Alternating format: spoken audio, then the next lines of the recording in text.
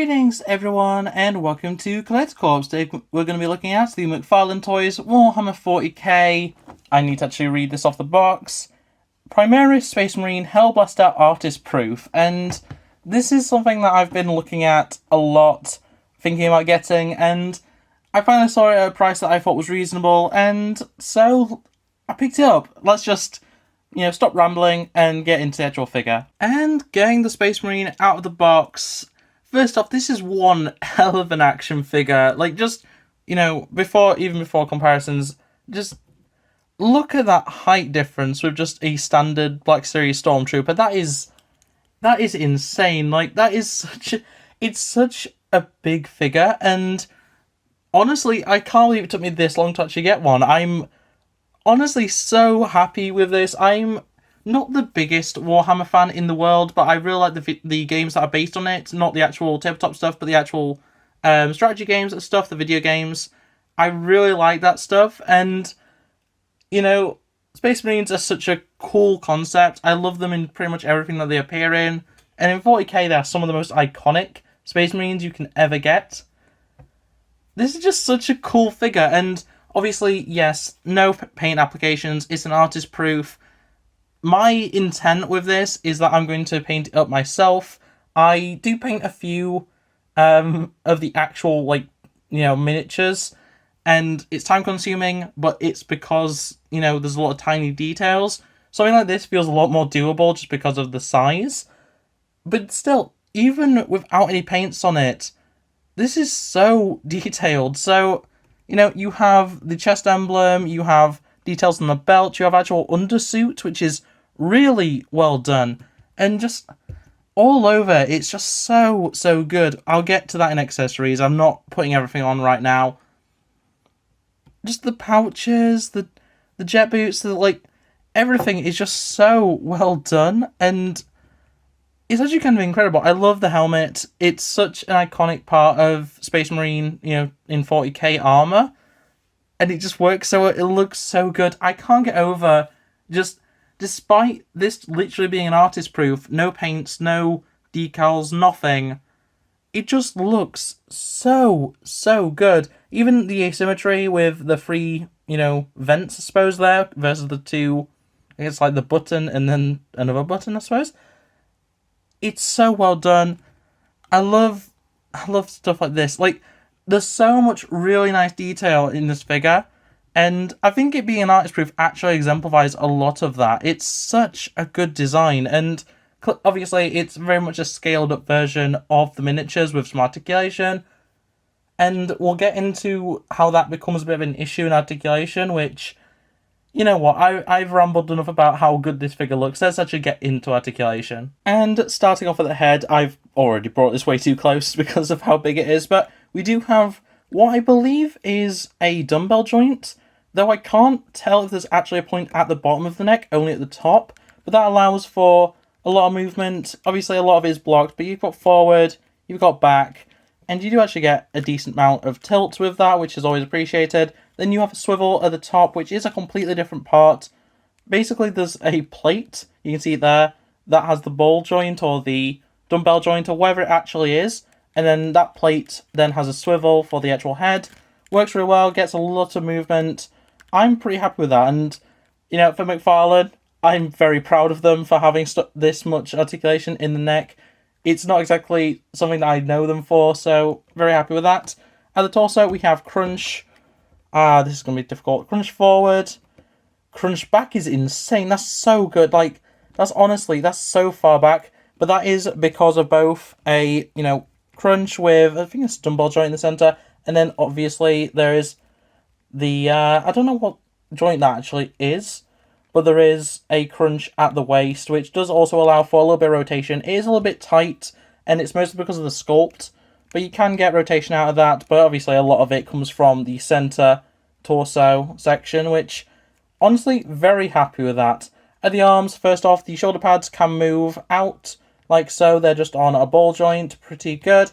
You can get about that far out, not great, but okay. Swivel, obviously. You have bicep swivel as well, which is very nice. And then double elbow, which is, unfortunately, mostly because of the shoulder pad really difficult to actually get full extent out of. I've struggled a little bit, but that's about as good as I can get, about a bit over 90. It's not, I don't think it's the full extent, but it's just as much as I can seem to get. I've tried a lot. I thought it was just tightness of joints, but that's pretty much as far as I've been able to get, so I'm thinking that probably is it. Then at the wrist, this is a really interesting setup compared to what I normally look at. You do have side-to-side on the weapon holding hand, but that can be rotated to be, if I can get it to do it, you can rotate that to be up and down. I'm not going to be able to do it, but there is a pin at both ends of the ball joint, of the hinge joint, and that does allow you to actually turn to get up and down on the wrist. It's a very tight hinge, purely because of the cuff around the wrist, but it does allow for posability and, you know, overall having the ability to switch it to up and down joint for a trigger finger hand, very much appreciated. At legs we have out, not great, but I mean, it's a power armor, what do you expect? Forward and back, pretty good. You've got no swivel at the thigh, unfortunately, but you do have a double knee, which goes a lot of the way up. I'm really happy with that. I can get some decent running poses. Really good overall. And then at the foot, you have forward, back, and I think that's a perfect down for rocker, but I'm not completely sure. I think it is forward-facing. I'm not completely certain. But yeah, you do have some sort of rocker action. Pretty good. You can get some decent posing out of that.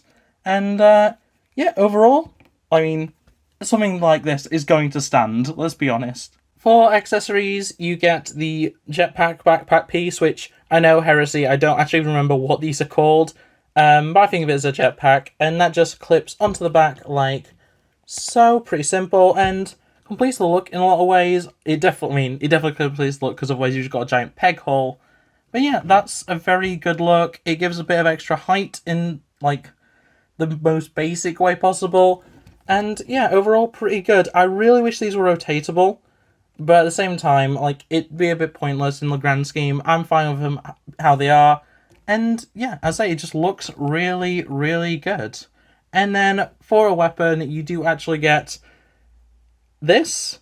I don't recognize this as any specific weapon. I know it will be, because every weapon in Warhammer is oddly specific.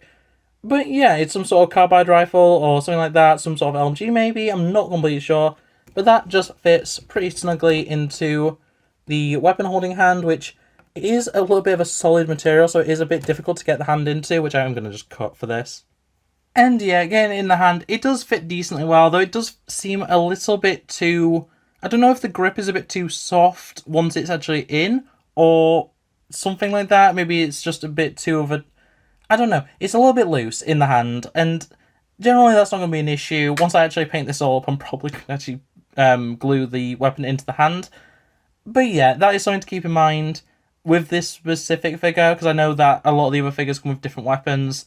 This one does kind of not want to stay in the hand unless you have it in this sort of pose, which for most people is going to be fine, but just bear it in mind. I do really like the details on the weapon, but yeah. You also get a pretty basic small stand, which unfortunately is a little bit too small in a lot of ways. It does have the Warhammer logo on it, but yeah, you can probably see it doesn't really take up that much space, and as I say, this thing stands pretty well without the stand, so with the stand it actually kind of makes it a little bit harder to stand up, but I appreciate that McFarlane includes these. It's a nice gesture, even if they're kind of useless. And first up for comparisons, we have two of the McFarlane lines. We have the McFarlane Toys AIM from Fortnite and the McFarlane Toys Arya Stark from Game of Thrones.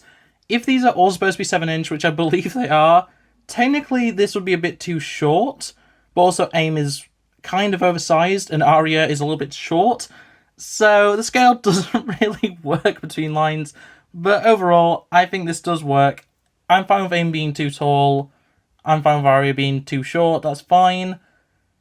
Overall, it does work, and honestly, I wouldn't really be using this in a 7-inch display other than with other 40k figures. And then for other companies, we have the Hasbro Marvel Legends Gamerverse Iron Man and the, I think this is DC Universe. I actually forgot what character this is. Is this Deathstroke?